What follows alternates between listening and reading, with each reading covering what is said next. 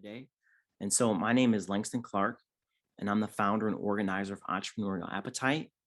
And I want to thank all of you for joining us here today for this live conversation with author Dr. Carey Latimore and our special guest discussant, Terrence McNeil.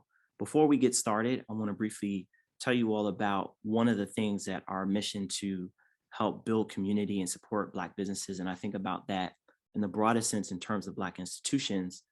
10% of everything that we earn through these events, that is Entrepreneurial Appetite, goes to support an endowment that I started at my alma mater, North Carolina Agricultural and Technical State University, and HBCU. And I did this with two colleagues of mine who were launched from A&T to get their PhDs. And so the name of the endowment is called From A&T to PhD.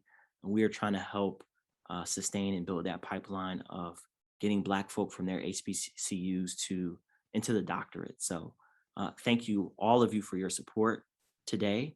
And I also want to make you aware of another podcast that I have called the African Americans in Sport Pod Class. And so I'm a university professor, and along with two brothers that I consider part of my academic family. We all teach a course about the experiences of Black folk in sports. And so we collaborated a few years ago to share content and bring guests and to talk about the broad experiences of Black folk, African Americans in sport, from the business side, from the playing side, from the media side. And so I hope that you all would check that podcast out as well. You can find it wherever you download your podcasts and all the platforms that are available to you. And so without further ado, I want to turn it over to our special guest discussant this evening, Mr. Terrence McNeil. He's going to tell us a little bit about the Moade Center and the Greenwood Initiative.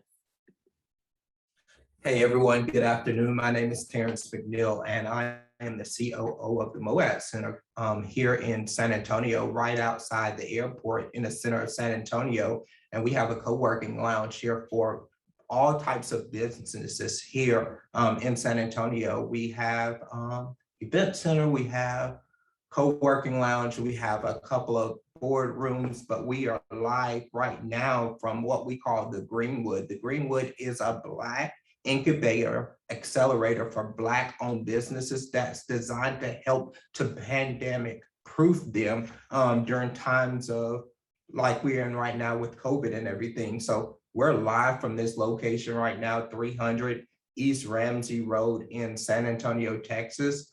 Please Google us, come by to see us, come by to see the location. It's beautiful, it's yours, it's something for you guys.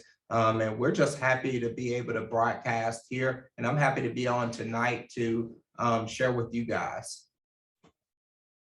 And hello, everyone. My name is Carey Latimore. I'm an associate professor of history at Trinity University. And it's just a pleasure to be here in the Greenwood Room and to meet all of you and to see the great work that you're doing. I'm very impressed, and it just makes me feel really good to see the things that you're doing and, to see us, doing us things. And I like it like that. And so a little bit about me. I was born in Virginia, on a farm in Virginia. Not many Black folk grew up on farms anymore, but I'm one of them. And I did my undergrad at the University of Richmond, master's and PhD at Emory University in Atlanta, Atlanta. And then I moved down here in 2004 to Trinity University. And I've been here ever since that. I'm married to a great woman, Almy, who's right over there. And San Antonio's been a good home for me. And this book that we're going to talk about is a very special work for me because it's kind of a combination of my two vocations, one as a professor, but another as a associate minister of my church here in San Antonio. And so I'm excited to be in the Moade Center, the Greenwood Room, and just excited to be part of this conversation. Yeah, so guys, I've had the opportunity to kind of chat with Dr. Latimore here over the last 30 minutes or so. And when I first got this book, just the title in general, Unshakable Faith, kind of made me start to ponder on exactly what was he going to talk about in this book before I even started to read a page of it. And just coming from the South and being raised by my grandmother, who instilled into me Christian values of faith, along with my mother and things like that. I was intrigued and somewhat excited to begin the journey of reading this book. And while doing that, I'm just going to quote what one of the people had to say on the back of this book. It says, if you have ever asked the question, how did African Americans survive and thrive in 400 years of oppression, Dr. Latimore has the answer. And Reverend Dr. Otis I. Mitchell wrote that quote there. And coming up in the environment and the community that I grew up in, there were times that I would hear my grandmother and my great grandmother talk about things that Dr. Latimore talks about in this book, and they would share with me their experiences. My great grandmother, being born in 1902, Dr. Latimore experienced a lot of these things, and even to the point where they talked to me about the potato field and the cotton fields,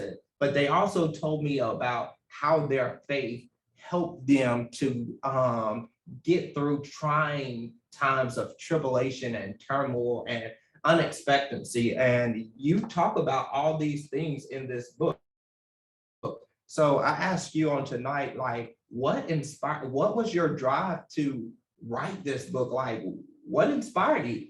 A number of things inspired me. One, I always wanted to combine those two vocations of being a professor. So I wanted to write something that was scholarly solid. I would hope that's solid and proficient academically, but also something that expresses my faith. And that was important to me as well, and to not separate those two, because sometimes we as academics or ministers, we separate this from that. And sometimes we do that in our lives. We sometimes separate this from that. And I didn't want to do that with this book. I wanted to combine those two. So that was one thing.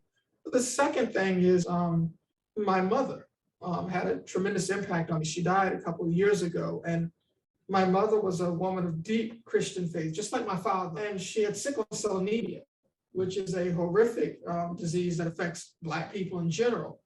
But she relied on her faith that I would call unshakable. It was something that it could be, it doesn't mean that she didn't have doubts every now and then, like all of us have. We question things. Right. Even in the Bible, people question things, or they're not sure, they have doubts. I think about even Jesus, Jesus in the garden had questions. Right. He was, why are you doing this to me, Father?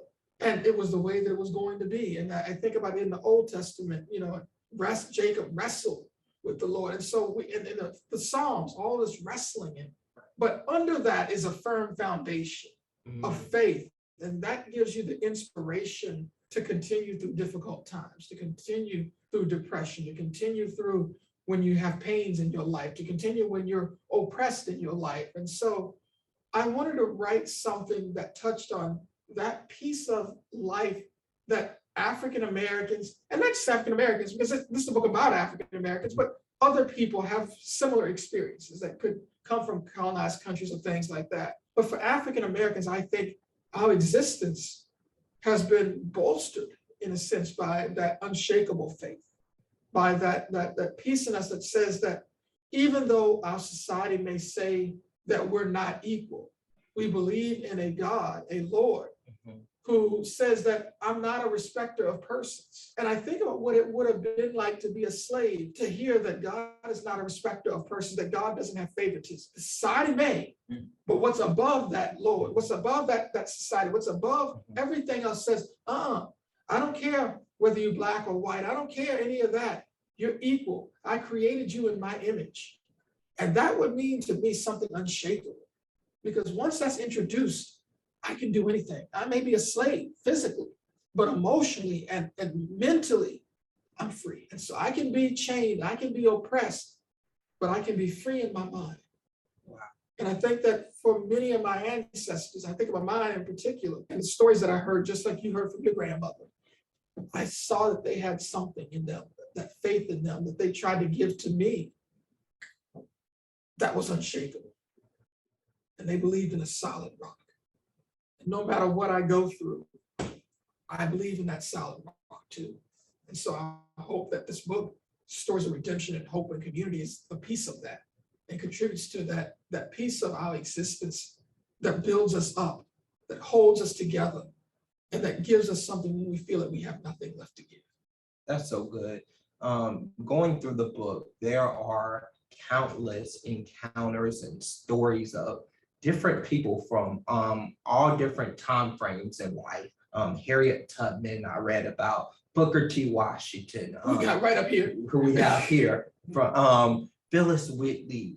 All of these individuals, there's something that we can take from their story on the things that they encountered and as they went through, what they leaned on, you touched on in their time of trouble and uncertainty. They leaned on the foundation that was instilled in them, and how they came into that in their stories is so amazing. I read a quote here from Harriet Tubman, and she says in the book, you say in the book, quoting her, "There are two things I've got right too, and these are death or liberty.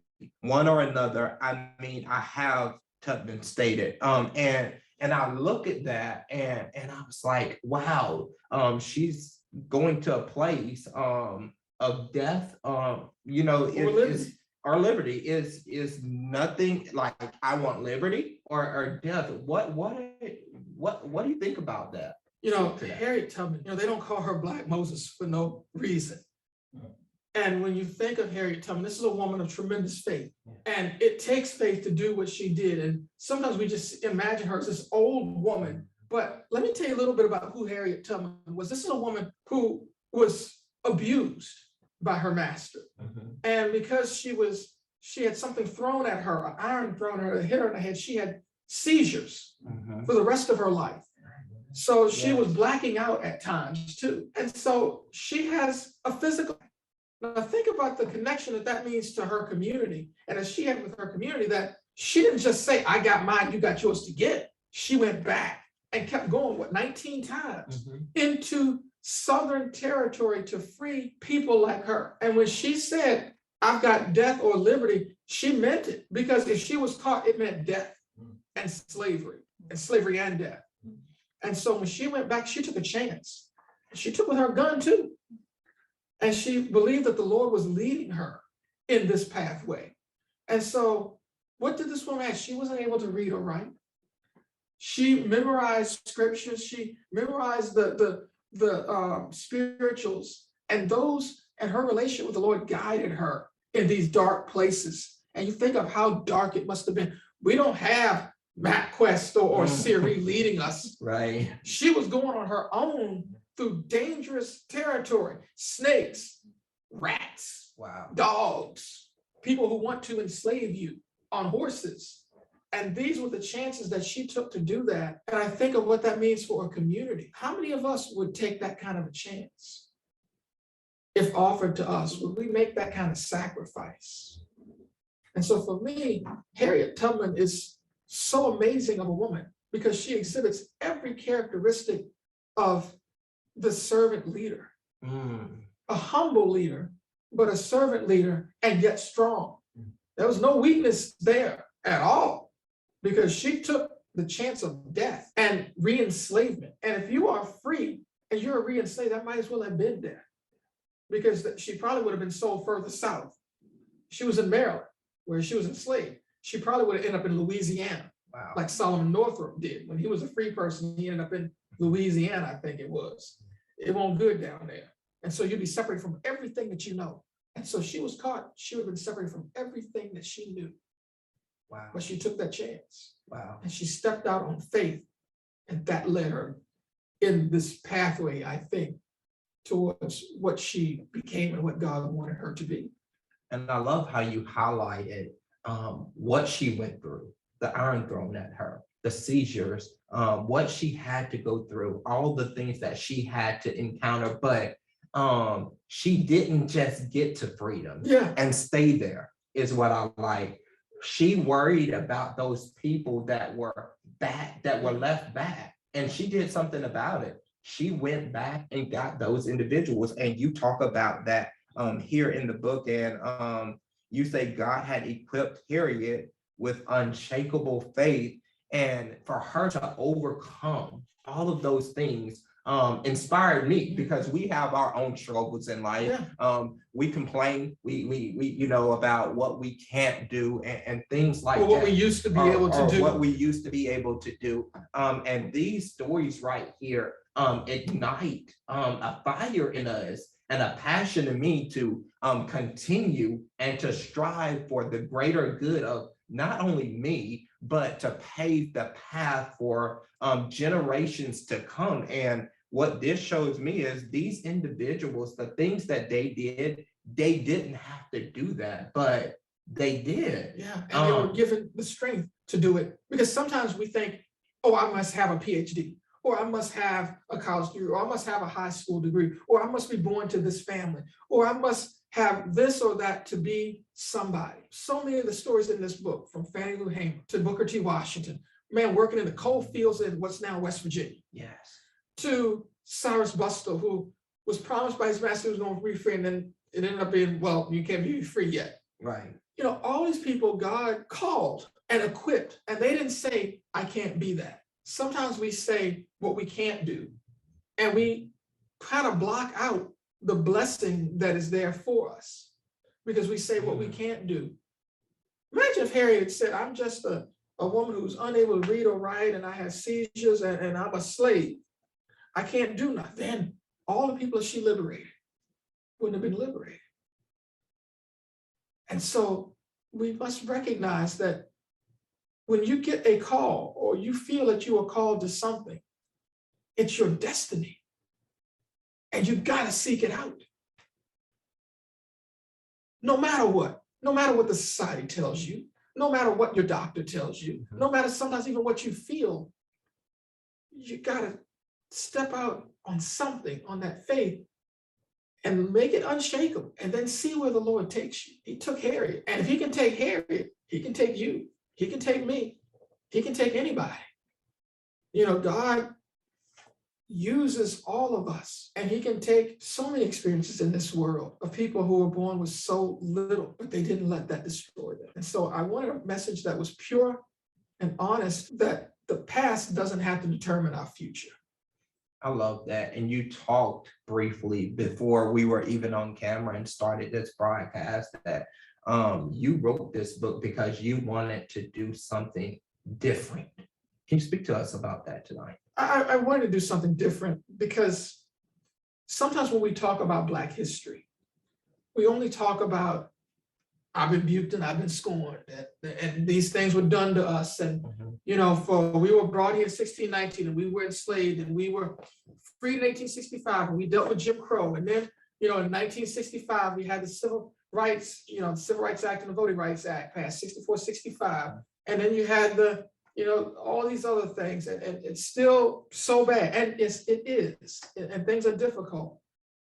But we also have to have hope too, because I can believe that if Harriet Tubman didn't have hope, Harriet Tubman wouldn't be the real Harriet Tubman. And so I wanted to write something that was about hope, because I can talk about the bad things, and we do that in classes. But for young Black kids and adults, we need to hear the stories of people overcoming too. I love it. Because so many, I'm gonna just break it down for a second. How can we get away with saying, I can do all things through Christ who strengthens me, and then leave the church and say, you can't be this because the white man won't let you, or you can't do this because there's oppression out there that won't let you be that? But we said, I can do all things. Right. But then we nullify what we try to speak into existence through our kids by our language. And if our language is nihilist, if it's defeatist, we've destroyed our hopes of being something. And where would we be as a community if we said we quit, we give up, we won't try because the society doesn't like us? Okay, that's fine. If the society doesn't like me, guess what? I'm gonna keep on pushing, because I'm not gonna let people that dislike me win without trying to destroy me. I'm not gonna do that work for them. Yes. So if these people, the man or whatever it is, don't like me, why am I gonna do that work for them? Right. I'm gonna make them work harder to do it. If they want to do this, they're gonna have to work hard to destroy me. Right. I'm not gonna destroy my own life by speaking into existence negative thoughts. And I see so many. I remember a kid when I was young, and we were in class, and he said, I hate myself because I hate my color. I hate my dark color. Wow. And I still think about that young kid. Wow. Somebody spoke things to that child. Mm. And I think it was probably a person who was Black who spoke those things to him. Mhm. And so the ways that we speak to each other, the jokes that we make about each other, I want to change that kind of That's conversation good. into where we talk love to each other and we talk what we can do instead of saying what we can't do. And I worry in our society as Black people that yes, there is systemic racism. I get Yes. that. But we can't let that be the only story that we tell, because then we get into negative thinking, depressing type thoughts. Right. And then why should a child try if there's nothing out there for him? Correct. Other folk don't have to deal with that. But we keep stacking stones on our children, stones that perhaps have been stacked since slavery. Wow. We got to let our kids go free. That's so good. That's so good. Which brings me to the next point on how we get through to the system. You talked about not letting the man hold you back, or people say things about, the man is trying to hold me back and things like that, which brings me up to our next discussion about this man here. And you touched on the obstacles that he had to overcome, salt mining, dehydration, his stepfather. I read about that. A good man. Right. Not having the education, learning from Sunday school. Going from West Virginia to Hampton, Virginia, seeking out an education because somebody told him he could get an education in Hampton, and he had to work on the farms in Hampton to do it. Wow. I mean, this is we talk about, there weren't no college loans back then. Right. You had to work. My grandfather, he was born in South Carolina, and he had to end up in Hampton. He went to Hampton too. And to make money to pay for his tuition, he had to go to the mines in Ohio in the summers and work. That's how he provided an education for himself. And so that's how you overcome, to me. I wish everything were equal. That's never going to be. Maybe we can make things better, but we can't let that destroy us. There's something in us that's stronger than that. Our ancestors had something, and they put that into us. And Booker T. Washington, we can talk about, was he accommodationist or this or that? Yes. But he understood the society that he was in, and he tried to do the best for his people. And he recognized that how do you do that? You got to turn inward too and build your own community. One thing about Booker T. Washington, nobody can say he didn't build a community. His building is exemplified in Tuskegee, which is producing Black leaders then and now. Yes. Yes. And that is his legacy of his hard work. And he wanted that to be. He ran that school as a Black man. And, from going from those salt mines to when he died, probably the most well-known Black man in the world. How do you go from a slave to the most well-known Black man in the world, and probably for the next half century? Right. Until King, I would imagine. I mean, that is an amazing accomplishment, and it's an accomplishment because he believed in himself. He learned how to read and write in Sunday school. Wow. He went to school after that. He had to make an arrangement with his stepfather. Yes. He had to bargain with him to go to school. Yes. That's how bad he wanted it. Yes. And I think we have to want it. That's just so bad. Just like Harriet Tubman wanted it so bad. And I believe that if you want it so bad, eventually you'll get something. You'll get somewhere. That's so good, because we talk about it all the time, about the approach that he took to go through the system. You talk about it in the book, how him and W.E. Du Bois were at conflict, how Du Bois didn't like the way that you talked about that. Tell us more about that. The Du Bois, we often talk about the Du Bois-Washington disagreement, and they had disagreements, but they were two different men.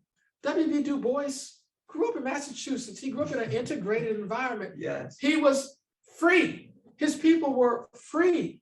He was educated at the best schools. He went away to foreign places and was further educated. Booker T. Washington didn't have that opportunity, so they saw things differently.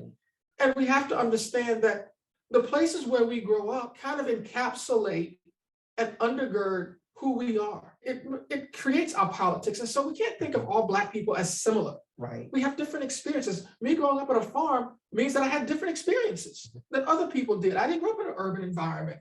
I didn't grow up in a suburban environment. I grew up in a rural environment where people fished and oystered. They worked on roads, and they did those kinds of things to survive. I saw women driving tractors. It's different, and that's W. Du Bois and Washington. Washington was more practical because he had to be practical. Du Bois could think more of the quote liberal arts and a classical education. Washington saw people who didn't know how to read and write, and he wanted to elevate them. And he was thinking to himself, what does Latin mean to a person living in, Sleepy Hollow Township in South Carolina? I got to get this person to get a job.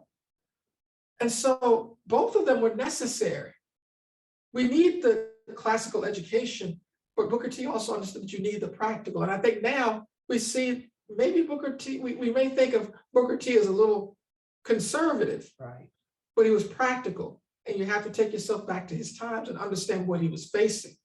He was speaking at a time in front of white people where he could have been lynched for what he said. He was representing a people that if he said something wrong, they would be hurt. And so he didn't have the leeway or the bandwidth to speak like Du Bois did. Right. And so you need both, but we can't dismiss Washington for what he meant and what he built. And I think now we should recognize that Washington supported Black-owned businesses. He supported Blacks taking care of themselves. And I do too. And I think if we think of the Greenwood and the Moade Center, Booker T. Washington was kind of a birthplace of that kind of initiative and intuition for self-dependence. And I think that's what he wanted, is us to have wealth, to be self-dependent, to have businesses, and the way we didn't have to ask. Because if you don't have to ask, you don't have to beg. Wow. You do on your own. Wow. And then people come to you because you have a service that they require. You have your land, you have your crops, you have your fields. You can be a producer. Be a producer and not just a consumer. That's one way you break down systemic racism, is be producers. As you guys can see throughout this book, there are signs, there are little nuggets, signs of encouragement, signs of hope, inspiration. How do I get over?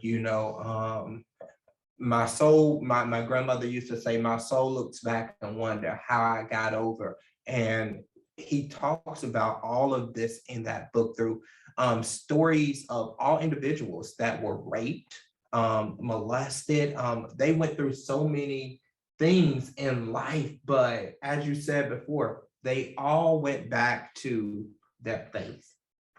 Somehow everything went full circle back to their faith. It went back to Jesus. It went back to God. It went back to, as you said, I can do all things through Christ. And you talk more in the book about, let's talk about Mr. Dorsey, Thomas Dorsey. I was talking to Langston and earlier and Jade earlier about Dorsey and the things that he had to go through. And you wrote in the book, I'm gonna let you speak to it. You called them church folks instead of Christians. Talk to us a little bit about Thomas Dorsey, because that's what I was excited. I came in and I was just excited about what Thomas, because I didn't know all this. So as a historian, you brought my eyes to a lot of things. So Thomas Dorsey is, for those who don't know about Thomas Dorsey, he really is the father of modern day gospel music. And all the songs that we play in church, some of them now, they come out of Thomas Dorsey. And, Thomas Dorsey grew up in the church. His mother, I think, was a musician. His father was a minister. His father was an educated man. But his father didn't have ways of making a lot of money because Black churches didn't pay a lot back then. They moved to Atlanta. And he gets, Dorsey is a good musician. He has a nice style on the piano. And, there's a lot of temptations in a city for people like him, a young man. And so he played in the juke joints and the red light districts and other places. And they like that blues music and the, the ragtime and the ba-doom type music. And then he ended up leaving Atlanta and becoming one of the millions of Black people who goes on the Great Migration, which is a period of time where from around World War I to about the 1950s, 60s, where Black people leaving the South for urban and Western locations to seek out a better life. He ends up in Chicago. And Chicago was one of the two big Black meccas with New York and Harlem and Chicago. And right at that time, Chicago was going through a renaissance of its own. We don't talk about the Harlem Renaissance, but Chicago's having a renaissance too. Yeah. And, he starts playing with Ma Rainey and he's playing the blues. And, back then, the blues was considered devil's music. and you think about Robert Johnson, and he had a song, Robert Johnson was called, I think, the king of the blues. And Robert Johnson had this song called Crossroads Blues. And he talked about, he went to the crossroads and he made a deal with the devil. He said, devil, if you can let me play, I will basically serve you. And he learned how to play. That's what the legend says. Well, that's what Thomas Dorsey was playing. And, and when you were playing in the blues or that ragtime circuit, you were around a lot of things, probably around a lot of marijuana smoke.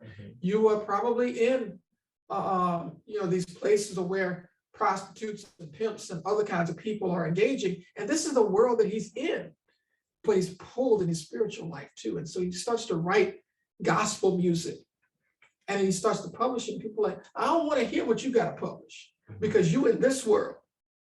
You can't be in this world and be this. It starts to break him down. He has a mental breakdown. Right. Because he's being tugged at. Sometimes we have sometimes society tugs at us, pulling you one way, pulling you another way. And he keeps trying, but then he gets an opportunity to play for Ma Rainey, and then he writes this song called Tight Like That. Well, I don't need to say what the song Tight Like That was about. And it becomes $1 million seller. Yes. Huge song. He's made it in the blues world, but there's something else for him. And so around this time, his wife and child died, and he goes back to the gospel world. And they finally begrudgingly accept him. But he goes from a place of not being accepted and church folk talking about him when they could have encouraged him. Because sometimes church folk can be meaner than non-church folk. They talk about how you dress, they talk about how you speak, they talk about how you act. They tell like young people, you got to pull up your pants as if that makes, now I believe in wearing your pants up, but pulling up your pants does not make you a decent person one way or the other. And we got to get beyond that if I wear a suit, I'm a good person. There's a lot of sketchy folk wearing suits. Wow. And there's a lot of decent folk wearing their pants hanging off themselves. So we got to get to the person and not necessarily what we think of that person. So that's what church folk represent to me, is a church folk that pushed him out to that other world. And see, when we shut the doors of the church and goodness and kindness to people who we deem as unworthy, we don't know who we're shutting out of that door. And for people that come from such oppression, to be shutting any door to people, to our own people, is pretty bad. And we can complain about other folks shutting doors for us. We get quiet when we talk about, we don't want to talk about doors that we shut to our own people. We say this person didn't dress well to come to church, we shut a door. What makes us better than the racists? Yes. Nothing. Yes. And so that's why I say church folk, because you can be theologically, we often talk about the inner and the outer church. There's a group of people that are in the church, but they're outside of it. I think they're church goers, but the church hasn't infused them. Right. And then there are people who are inside of the church who are the true believers. The church is infused and become a part of them. The church folk, they in the church, but the church doesn't affect the way they do things. They got a little bit too much world in them. I love that, because you talk about how many times or how church people, church folk do that to the addict, the alcoholic, to the one suffering, the prostitute. Right. You speak about all of this when And I asked myself, how many times has the church or church folk delayed the progression of people coming to Christ? Because when you go into church looking for help, we're all sinners. Jonathan Edwards said, sinners in the hands. Mhm. But none of us are perfect. And if we peel away the layers of our existence and we stand bare, there's a lot of stuff that we have to see in the mirror. But we sit up there and think that we're so this because we have the last name, or we have the right, we drive to church in the right kind of car. It's nice Cadillac, Right. some nice rims. But all that's window dressing. But people are coming to church and they need help. And if the door is shut, they're not getting the help that they need. And so it pushes them right back out into the world. It's kind of like what we do with people who go to prison.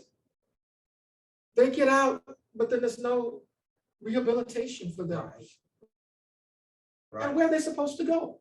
Right. If you've been in that existence your whole life, if you've been selling drugs, and then you go to prison for that, and then 15 years later, because mandatory minimum was back in the day, you come out, how are you going to make a living if nobody will hire you? You'll go back to the same thing that you did before. We have to do better. And I think as a people who have experienced the rough side of the mountain, there's an old saying, the old song, I come up the rough side of the mountain. Yes. Why do we make that other side of the mountain just as rough for other folk who are trying to get up that mountain? Mhm. We should be the most compassionate, Yes. understanding what we've been through.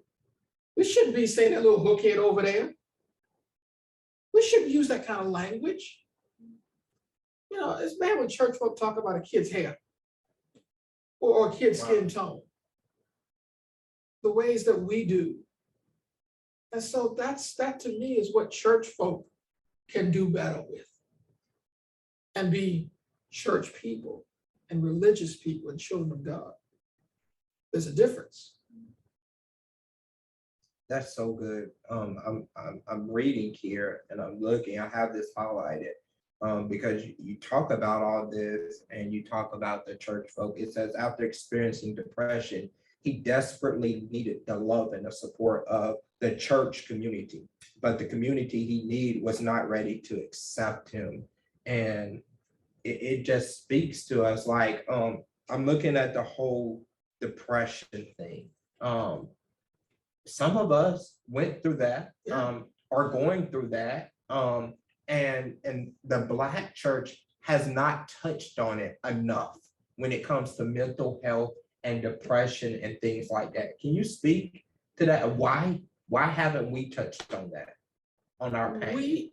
I think in our community, and I'm just going to speak about our community right now, Black folk, we have done a disservice to each other by not addressing the fact that depression and anxiety and things like that are real. And we sometimes have this image, and yes, we talked about Harriet Tubman, and yes, these are strong people, but we can take it to the limit sometimes too much and say that a person, you just got to be, we have this image of the strong Black woman. Right. And we don't see that Black woman as a human being that has feelings and emotions like anybody else, that has trials and tribulations, and we act as if she can't cry, she can't reach out, she got to be just a strong Black woman. And we look at a Black man and say, he got to be a strong Black man, because if he acknowledges weakness, he's weak. If he acknowledges that he's depressed, he's weak. Just pray that away. Wow. I suffered through depression and still have times, and it was clinical. I've been on antidepressants, I'll be honest with you. Mm-hmm.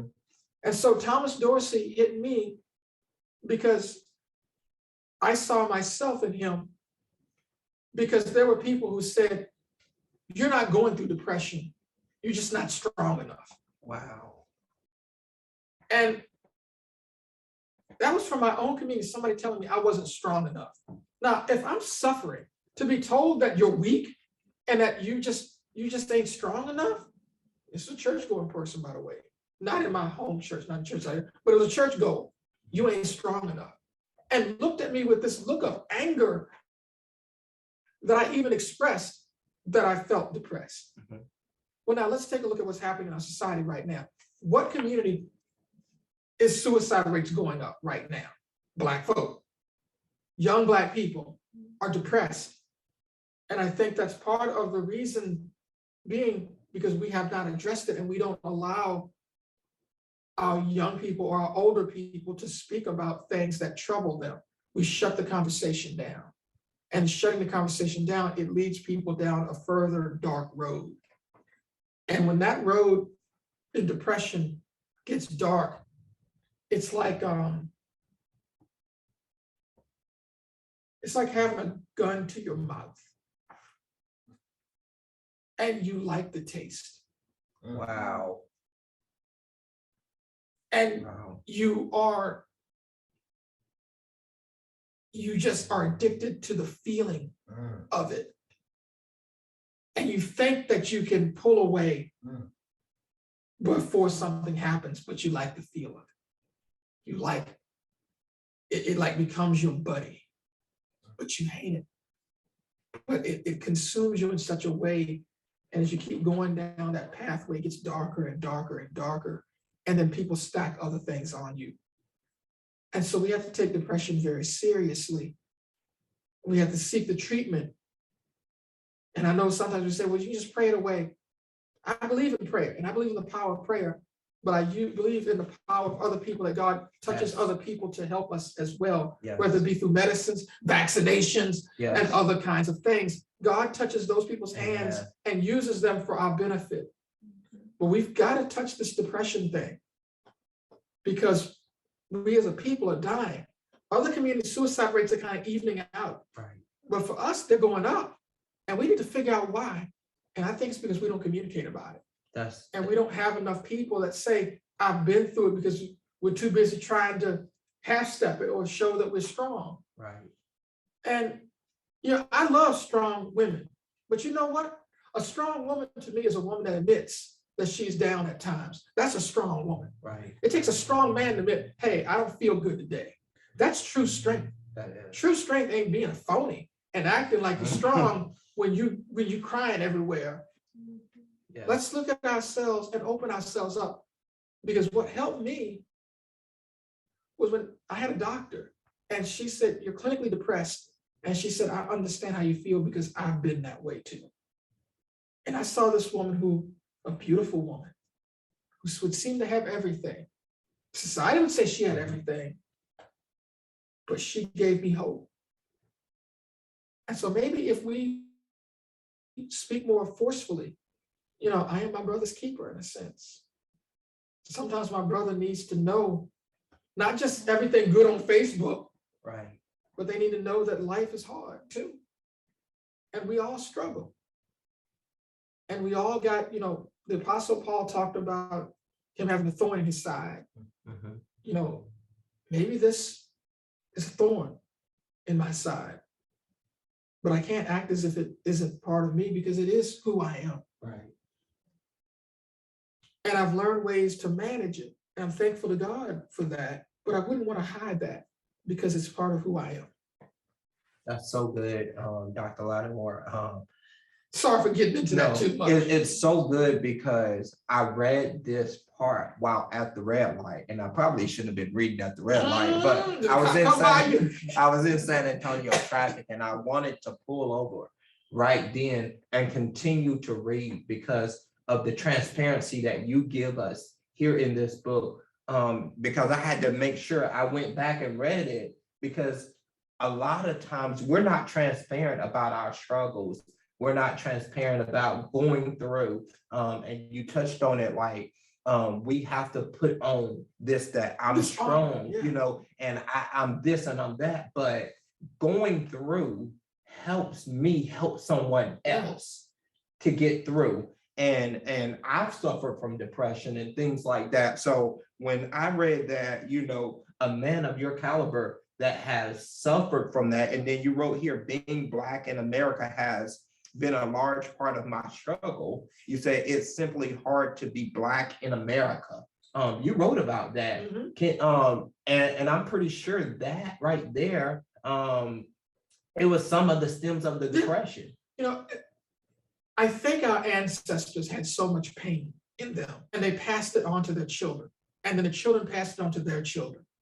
And then every generation latched on another stone, all in the strength thing. And then a society telling you this or that. And at some point in time, so much to live through. Of course, you're going to feel insecure. Now, a lot of it is clinical, but we also have things that are added to us by the society that we live in. And those two things work together. And if you are Black in America, you got some stuff that you deal with. I mean, how is it in a society in which you're told that you're not beautiful in many ways, sometimes forcefully and sometimes subliminally by what you see, your lips, your nose, your hair, the texture of it, all those things that that society says, but sometimes even mamas and daddies tell us. Now, I was very fortunate. I had a mom and daddy that didn't think like that, but I knew other mamas and daddies that did, and that passed that on to their children. And so you think about what those children stacked up over time. And so when I think of freedom, I don't just think of, when I think of equity, and we talk a lot about equity in our society, and we often talk about it externally, and the society has to owe us this equity thing and giving us an equal playing field. And I understand that. But you know what? Equity is not going to mean anything unless if we believe it ourselves. Unless if we're able to accept it ourselves. And so when we describe ourselves, and the first thing we talk about is a complexion and a hair tone, a hair thing, we're not believing in ourselves because those things don't matter. Right. Those things, and that's something that all of us, I think, have probably dealt with. Yes. And, to me, those are probably things that are hardest for us to deal with ourselves. Yeah. So equity, I can't be thinking about what the society isn't doing if I'm not willing to look at what I'm doing to myself and people that come behind me and addressing it very forcefully. I got to break down the things that are unequal in me. The way I look at myself, the way I look at other folk. There's a lot of Black folk who are more scared of Black folk than they're scared of anybody else. Yeah. And we talk about white folk grabbing themselves when they get on an elevator. There's a lot of Black folk that do that too. Yeah. And there's a lot of Black folk who are scared of young Black men. I was young once too, and I remember how people were scared of us because we were all like gangsters. And they talk about us in just horrible ways. And sometimes even in the church, you hear people say, that ugly child. Wow. Can you imagine in a house of God, somebody to talk about an ugly child and they say there's a cute one? I got to ask a question because you bring that up. So when you say an ugly child, is it just the way the child looks or the perception of the child's behavior? Because my grandmother used to say— Perception of the child's behavior, but it can be the perception of the child's behavior, but then when they say the child's just ugly looking. Yeah. Now, every child is beautiful. There's no child that God creates that is ugly. But when you live in a society that has a racial stratification, you can be pretty sure that in some way that racial stratification has a connection to how you determine attractiveness. Yes. And that's going to be a negative determinant to our people. You touched on that when you talked about the hair and the skin color. Many of you guys, you don't know me, but I have, and we talked about, I have 3 daughters and a son. And each of my daughters are different. They have different complexions. They have different grades of hair. And my son he's more fair, he's more darker like I am. And the world has portrayed so many things as far as what's beautiful. Right. And my daughters have come home crying because their hair may be tight coils of curls and they want their hair a certain way because of what people have said is beautiful. And we have even done that. You talked about parents tapping into that and saying those things instead of encouraging and motivating and loving their kids and saying that we're all beautifully and wonderfully made, and we're unique. And I love that you said every child that God made is beautiful. And I was talking to my wife, and I know this is not in the book, but I was listening to, maybe it was a podcast or something, but somebody said, who told us that Whoopi Goldberg was ugly? Mhm. And I looked and I was like, wow, man, that's amazing, because society has done that. And we've replicated it. And we've taken it from generation to generation. The beauty of being Black is that we span so much. That's true. From the lightest hue to the darkest hue. That's gorgeous. I mean, that's beauty in of itself. From the hair textures of beauty. I mean, there are things that of the, you got the most softest hair to a little bit more rigid, all of it's gorgeous. And yet we're fighting each other over it. And we don't need to do that. Accepting all of it. I mean, I think about, a garden, and everything out in that garden is good. Taste and see. Now, I'm not telling people to go out there and taste and see like that, don't get me wrong, but it's all beautiful. It's like a rainbow. And I see that as such a benefit. That's why I love being Black, because you see everything. And I just love Black people, the way that we look. It's such a gift that we sometimes reject, that we dislike because of what somebody else told us. But I can imagine how God would be looking at us and saying, look at the span of all this and how beautiful that is. I created all this difference in the world here, and yet my children hate themselves for something that makes no sense at all. I mean, that's, I come back to that kid who said, I hate the way I look. Wow. He was a gorgeous young man, gorgeous young man. He didn't believe in himself. And it sticks with me. I was about 8 years old. That's how much it stuck with me. I still remember it now. And I know he still struggles. Wow. And I wish that there was something that could change him. And there's still time. But what he needed was people who could instill positivity in him, belief in him. And yes, perhaps allowing him to cry. And then explaining to him, you don't have to be like that. You don't have to cry because of what you look like. I understand you, but let me tell you what you look like. That there were people of the Christian faith who came out of Africa. Some of the earliest teachers came out of Africa. They look like you. There's more to you than just being a slave. And even if it's just being a slave, I'm still proud of that. But there's so much in you, and you're just scratching the surface. Let's dive in a little bit deeper. Because when you dive in deeper, you learn how foolish a lot of this stuff is. That's so good, because I was just sitting here pondering, those are times where, as Christians, we have to rely on faith, that God created me for such a time as this, that my parents had the right DNA to that God needed to create this masterpiece. And before we were even born, right. He knew us. Right. That's what the scriptures tell us, that He knew us before we were even born. He had a plan for us. And how can we go around sitting up there complaining about the plan, or saying that we were just some type of mistake? We were part of the plan. He's not a respecter of persons. That's good. That means He don't care what color we are. He loves us just as we were.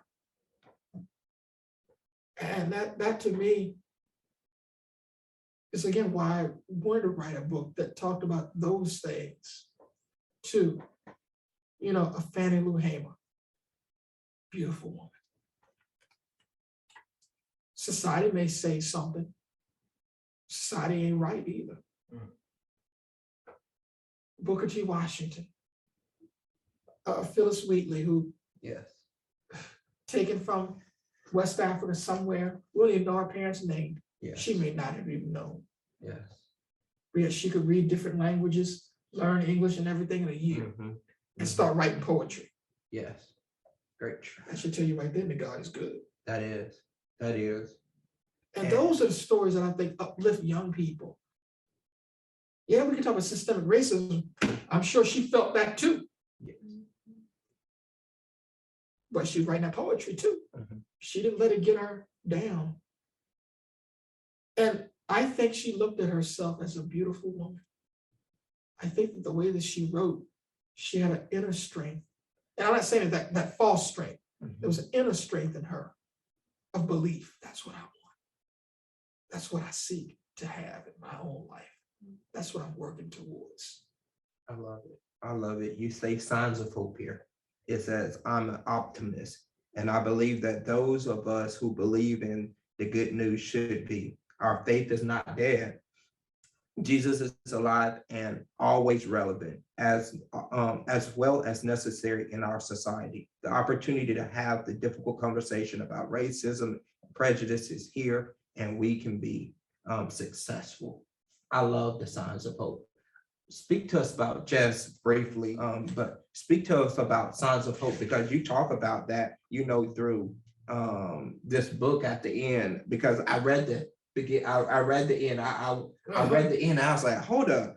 He makes he compares Kendrick Lamar and Chance the Rapper and Kanye to Thomas Dorsey and all these other individuals. I was like, how can that be? Speak to me about that, because the light bulb turned on when I was in here, and I told Jay that was sitting over there. I was like, now I understand. But speak to us tonight about that. There's always hope. I think, from the Old Testament, we learn about the Israelites, and God led them out of slavery. And he was guiding them in some ways that he didn't even want to have them. He had them move around for like 40 years because he didn't want them to face the Philistines. He was protecting them, but he was also teaching them, training them, and telling them every time to learn from their experiences. Take these stones and let them be a memorial to you. Become a better person because of it. In other words, learn from it. Don't get stuck back there. That's hope to me. That's good. And when I look at the society around us, so many people said there's no hope. I'm sure the apostles felt that way in the upper room too. But then there was hope. And there were some women out there that believed, and they were given a message to go and tell the story. And there was a mama there who believed too, and that became precious of the Lord. And so even when times are dark and the night seems expired, there's always hope. When I was in that deep depression, there was some nights where I felt the darkness had just consumed me, but there was still hope. Jonah was swallowed in the belly of a whale. And that was, if we take it, I believe in it literally, but it's also a place that he was trapped inside of something, inside of it. And he talked about the darkness there. Probably didn't feel any way out, but yet he was spit out. He got out. So there's always hope. Juneteenth is about hope. When I think about what people say, why do we celebrate Juneteenth? Because Juneteenth is hope. It's optimism. And we need a little bit of that in our lives. And so the connection between Kendrick Lamar and Chance and Kanye, and I know Kanye's having a rough time right now. Lord have mercy. But you know what? Thomas Dorsey in 1925 looked the same way to people. Yes. We can say Kendrick Lamar is profane, and he is. And I don't know how the story is going to end up. But the brother is expressing some faith. That's good. And he's talking about it. Now, I don't know where that faith is going to take him. I'm not putting a label on him. But I listen to the lyrics of Tight Like This, and I'm like, Thomas Dorsey. Oh, I'm sorry, he wasn't Thomas Dorsey then to people. He was Georgia Tom. Right. People talked about him too. And I'm sure they said he can't be redeemed. So that's why I have hope, because when I see young people or anybody working their way through things, an addict is working his way through things. I don't know any addict that healed themselves on the first time. I don't know any drug addict that got off the drugs the first time they tried to get off. Maybe there are some. Most of them weren't like that. They had to keep trying. They had to keep pushing until they see a light. Thomas Dorsey kept trying. He didn't just quit. He didn't let the church folk make him quit. So when I look at these brothers now who are working through things, and Kanye certainly is, and some people seem to be taking a perverse pleasure in him messing up right now. I don't. Right. I don't take pleasure in anybody having a difficult time. Yes. That's something wrong with us, that we like to see stuff. We like to build them up and see them fall. I see a person struggling emotionally with a lot of things. And that's something that I identify with. I may not agree with a lot of things that he says, but I see a brother in pain. And that's something that we should all identify with. And we should be there to help lift him up and those around him, instead of laughing at the fall. But I see hope there, because until you're in that casket, there's still hope. That's good.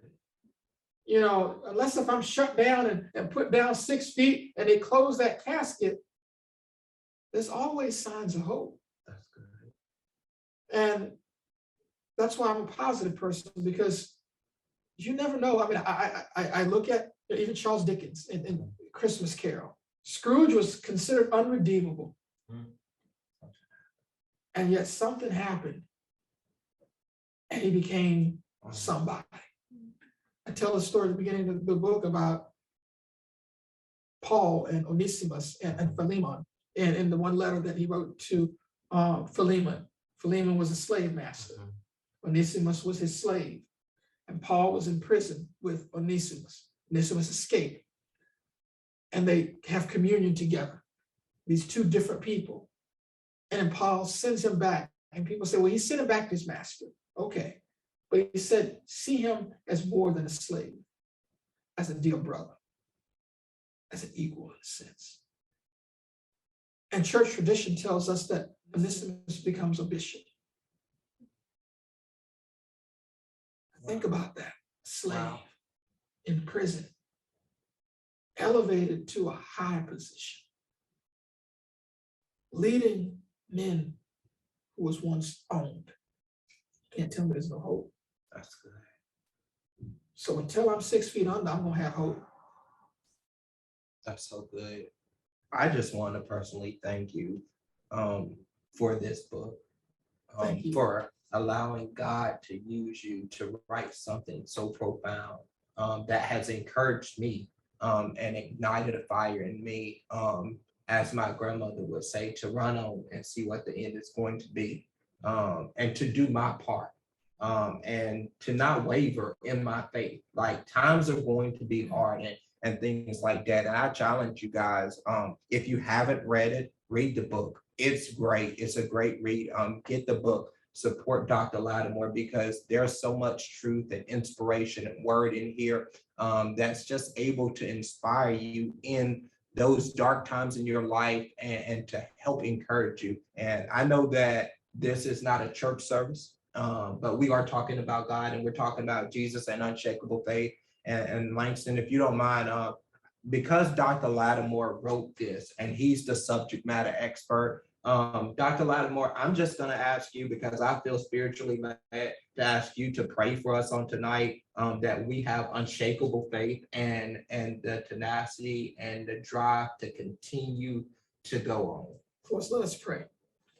Heavenly Father, we thank you for this time, this place, and this opportunity to share stories of people that you created in your own image, that you girded them and undergirded them with strength, a real strength, and yet a sensitivity to the struggles of one another. And Father, I ask that you help underpin us with a faith that's unshakable, and a faith that transcends our own understanding, and a peace that transcends our own understanding as well. That no matter the pains that we have, the depressions that we feel, the situations that we find ourselves in, Lord, help us to understand that there is salvation and there is redemption, and that we just have to hold on and reach out and grow closer to one another. And Father, I also ask that you help us to be truly in you and not outside of you claiming to be in the church. That you help us be a truly people seeking righteousness and goodness and justice. Father, we pray for those who are struggling, and we pray that they find their peace. For it's in Jesus' name we pray. Amen. Amen. Now I know that's supposed to be the mic drop moment because the prayer was excellent. Terrence, the way you facilitated, thank you. I appreciate it. Dr. Latimore, the stories that you told, the way that you wove everything in with the book. I do want to take this opportunity to just pose one question that came from the audience in the chat. I want to give a shout out to Kazia. And she had asked a question about how we sometimes narrow our understanding of Black heroes who are demonstrating unshakable faith to the individual. And she's wondering about how do we get a focus, maybe a historical focus on the collective groups, or maybe how does the book address the way that Black people as a group or as a whole address some of the issues that were against us in their demonstration of an unshakable faith? Yes, we use individuals, and that's just a perspective, but I use those individuals to also talk about community. And so with Booker T. Washington, yes, he is an individual, but it's the community that helps him. So in the book, I talk about a Black man who kind of mentors him and helps him be who he is. I also talk about some of the other people in the book, and in many ways of them, I'm having a brain freeze right now. If you ever had Blake, Mary McLeod Bethune. Yeah. Bethune-Cookman, that was a community institution. And so she's a leader in the community, but she never gets outside of, she never says, it's my community, it's us. And Mary McLeod Bethune is everything of community. The people that helped give her scholarships, a community. The women that helped her believe in herself, there was a group of women that did that, Black women. And every time she met one of them, she saw them as mentors. And so in this book, mentorship is also brought up. I don't highlight it as much, but it's there. Right. And it's important for us to realize it's not just one person lifting up, but each of these people has somebody that helped them. Even Phyllis Wheatley, was a white woman, Susanna Wheatley, the master's wife, became like a mentor to her. Now that's a weird situation, but that's where she's learning how to read and write. And so we all need help. We don't do it on our own. And it's not just, and the Lord puts other people in our pathways that can help us move forward. And so, yes, certainly Mary McLeod Bethune, in this book, it just shows how she's thinking about the whole community and seeing that it's not just her elevation. She's not even thinking about herself. She sees herself as her community and wanting to see women empowered. Fannie Lou Hamer's the same thing. She's not just thinking about her voting rights. She's thinking about our voting rights. Harriet Tubman's not thinking about herself. Right. She's thinking about her people. And so this is too, it's an individual, it talks about individuals, but individuals who believe in the power of community to transform the situations that they're in. Yeah. Thank you. So Dr. Latimore and Terrence, again, thank you all for joining us here today. I appreciate you, both of y'all bringing us to church today. We've had conversations about religion and the intersection of entrepreneurship and churches and things like that. But I think today was unique. And I think it shouldn't be lost upon us, like the role that the Black church has played in Black folk gaining some of the rights that they've had, even though it's a complicated history, as you brought out today. And one last thing, another way that you can support Entrepreneurial Appetite is becoming one of our founding 55 patrons on Patreon. And that basically just gives you access to our monthly conversations for $5 a month. And part of the goal there is to help hire an intern and maybe even pay Jade, who's been helping me with some of my marketing materials and things like that. Because again, one of our missions is to support Black businesses. You can follow us on Instagram, you can follow us on Twitter, you can follow us on Facebook.